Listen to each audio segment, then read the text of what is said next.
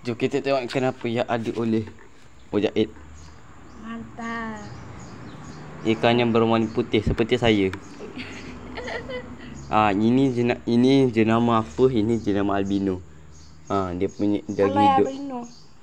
Okey, nanti ikan ni mati lagi. Jangan. Ikan tak ada paparu dah. Memang dia paling mata dia warna merah, berurat.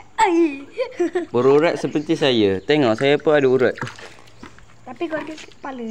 Dekat kepala. Macam orang nak habis brain damage. By the way, untuk kondisi dia memang tak luka.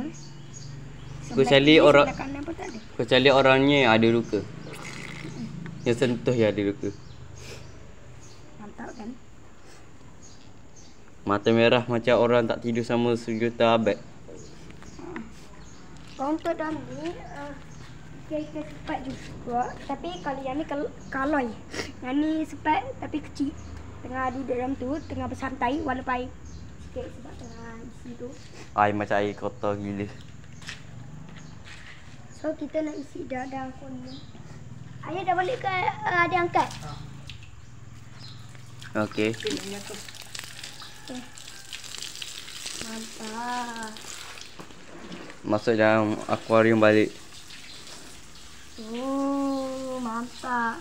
Masuk dalam kolam dia balik. Itu seronok dia. Okey, Dah itu. macam tu je. Okey, tu untuk video kali ini. Kalau korang suka, subscribe.